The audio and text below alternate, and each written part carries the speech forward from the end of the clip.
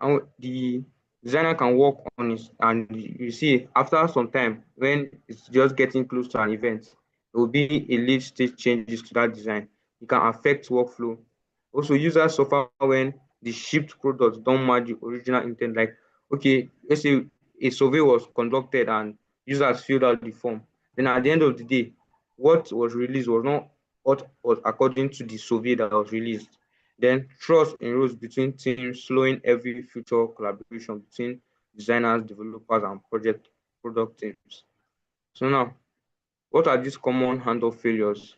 Designs delivered as static files with no context or behavioral value. Some designers just, once a work is done for a client, some designers just drop it in their DM or in their email.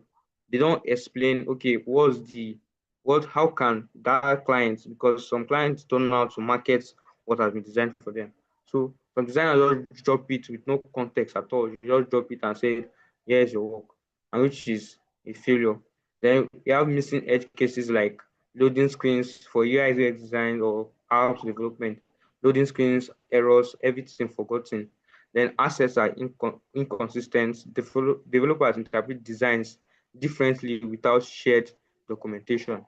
So if a developer and a designer works on a particular project, then the developer often interpreting the design differently because there's no shared documentation. They don't have any they just use let's say plain Word documents or PDFs, which is not good for teams.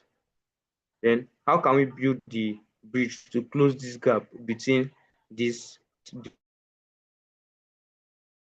we have to define a team glossary, which is we have to state what is done, what is pixel perfect, and what is responsive in this place. Then the documentation decisions, they are supposed to be attached rationally directly to designs. Then, like I said before, we should not use dead PDFs. We should like documentation can be done together using tools like Confluence, Notion, or embedded comments. Then we should make assumptions visible, write down what we think as designers, developers, and product managers or product teams to write down them to show what is obvious in a particular product so that we can have a seamless transaction, seamless team. So now, design systems as a single source of truth. So now, a design system is a contract between design and coding. It's like a bridge it's an example of a bridge between designing and developing a product team. So even in cloud AI, this is a file is a connector skill in cloud AI, where you see how to create a design system so that once you start making designs with cloud, it sticks to a particular design system that you have saved to a cloud interface. So design system is now like a bridge between design and code, which is also closes that gap between teams. So now tokens, components, and patterns emanate every sprint. When design updates the system, development gets the change automatically. Just like, okay, this if a team is working together, once a designer make a change, the developer notices it because they are working together. They are working like, okay, let's use Figma, for example. You can have a company Figma account where I can be designing on a particular, I can be working on a particular page, another person or a developer is working on another page. This has helped to create seamless teamwork between teams. Teams get to move faster when the foundation is shared and it's not duplicated. When work is duplicated across teams and it's not shared, it will lead to like minor changes, minor disturbance in the workflow of that particular business. Then improving the handoff process. So she annotate designs with behavior, not just visuals, interaction, states, and logics. So a designer, once a designer finishes a project or a developer, those designs, those projects should be not just be delivered like plain PNG or JPEG file or the app will just be dropped. The the creative here should explain the interaction, it should give an interaction to that message, to that product, should state what that project is meant to be. You can also give the thought process to how that project was achieved. This will give the user or client more understanding of how to use the product.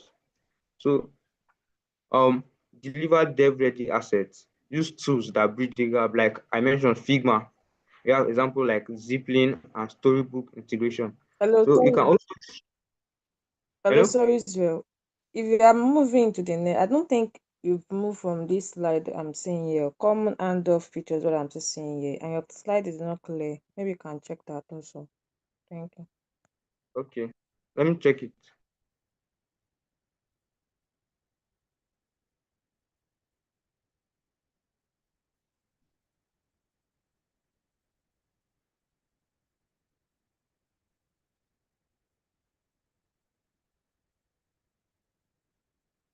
Okay. Okay. Let me share my screen, please.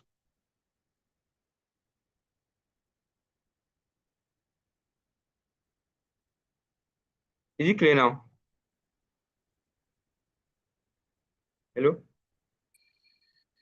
Yes, it's Yes, clear. it's better off now. It's better Okay, than thank you. before. But the front is Okay, thank you. Okay. So have you guys been following with me? Have you gotten to this point with me? If I'm to say, I don't think so because of the writer. Okay. Where were you guys hooked?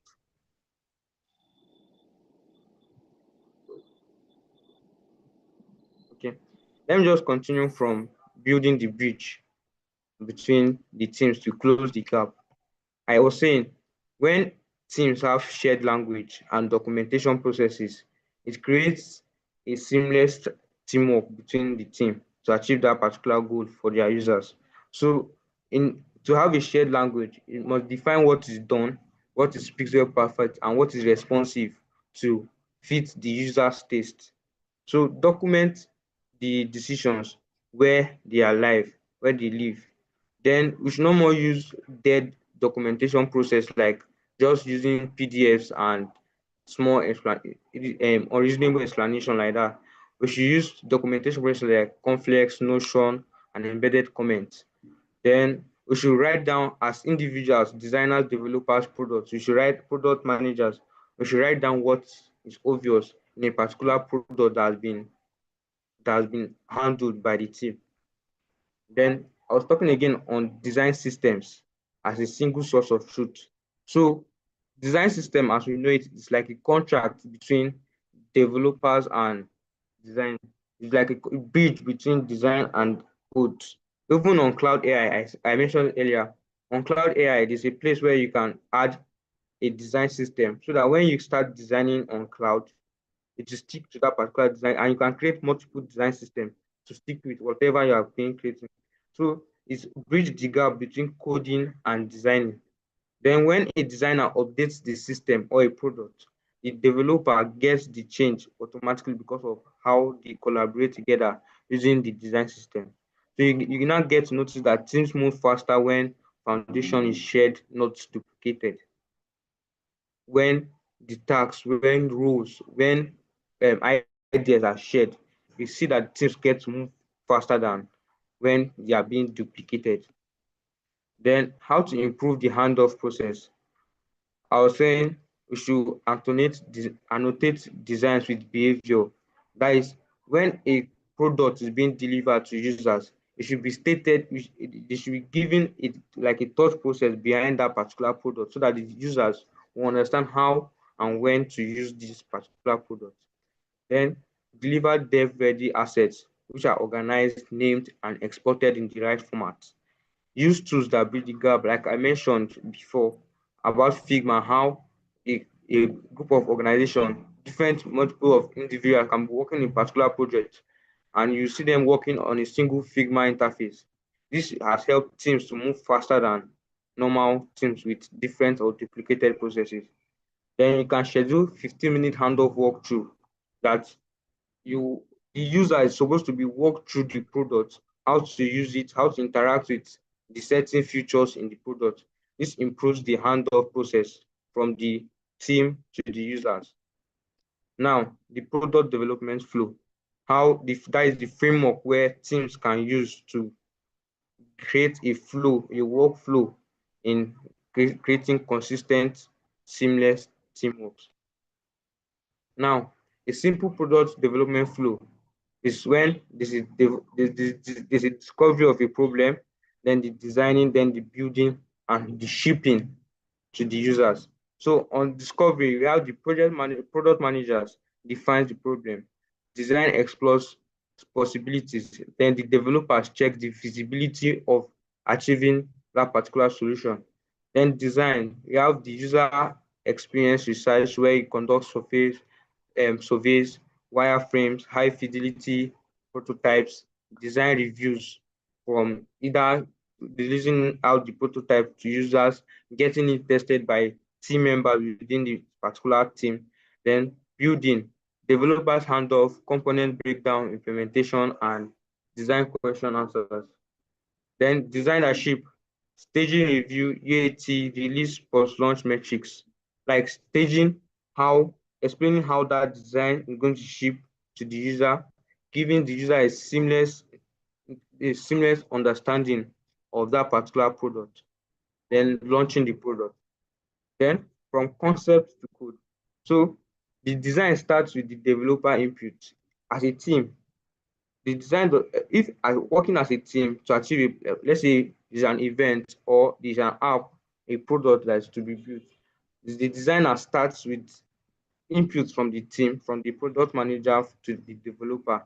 They don't just start in isolation. Then the feasibility of that product comes first. Prototypes replace explanations. You show the behavior and it should not be described in paragraphs. Then developers review designs early and often. Surprises as handoff are failures. If a design is just shown to the developer when it has been delivered to the user, and there's a mistake in the design that the developer noticed, it will be like a failure in the handoff process to the users. Then Q&A is shared responsibility. The designers catch the visuals, the developers catch the logic, then the product managers catch the intent of that particular product. Then now, what are these practical solutions? That are the tactics that we can adopt to improve collaboration immediately as a team. So now, we have weekly design developer syncs. We have examples like 30-minute standing meeting, questions, upcoming work, and decisions that are taken together between designers and developers. And we have designers demo work in progress. Developers flag technical constraints early, not when during handoff. Then you have no slides, no prep, just screen share and conversation. The goal is shared context, not status reporting. Like, okay, some teams I was working before, I was working where we're building an agricultural farm app. So which can help farmers to boost sales in their industry. So if the if everybody just coming online once in a while to say, okay, I've got to this point of this, I've reached this point of my task, you see that those kind of duplicated task forms, they are not shared. The context is not shared. They are not working together. They are just coming online to give their status report. They are not working together to achieve that goal. Then we have prototyping and early validation. We have low-fee prototypes aligned teams before a single pixel is polished. I have an example by the left side, which is an example of low-fee prototypes. Test with real users early. Bad news now saves months of rework later. You should be able to have people, even among the team or close friends, which you can help you test that product before it actually goes live all over. Then involve developers in user meeting, in user testing. They learn the intent, that they don't just learn the artistics or the hierarchy or design elements in the design. They learn the intent behind that design. Then a clickable prototype replaces 20 pages of written requirements. So when testing a particular product, it should not be tested as PDF. It should not be explained to the users or clients. It should be done with prototypes which are responsive. Like I said, to get a seamless teamwork, we should define what is done, what is pixel perfect, and what is responsive. Now, the key takeaways from this meeting, we have communication beats documentation, talk first, write second, tool third. Before you before you start an idea, collaborate, communicate within team, then draft out what is done, what is obvious, then you enter your tool and begin the process. Design systems and structured handles, cut rework and speed up delivery. You don't have any late stage changes to design or product. Then involve all disciplines early. The best ideas emerge from cross-functional tension. That is tension that is being shared across the entire team. Small rituals, weekly syncs, handoff walkthroughs compound into culture change. Once these small rituals like weekly syncs, general 30 minutes meetings before a product is being launched or before a product is being started, it can turn into a culture that can change how designs are being delivered and reduces how designs are being reworked upon by teams. So now, talking about design that shifts, I was talking about design that actually convert, design that actually make sales.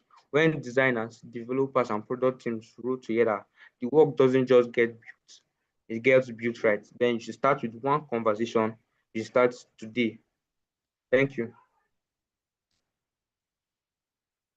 Do you have any question, please? Or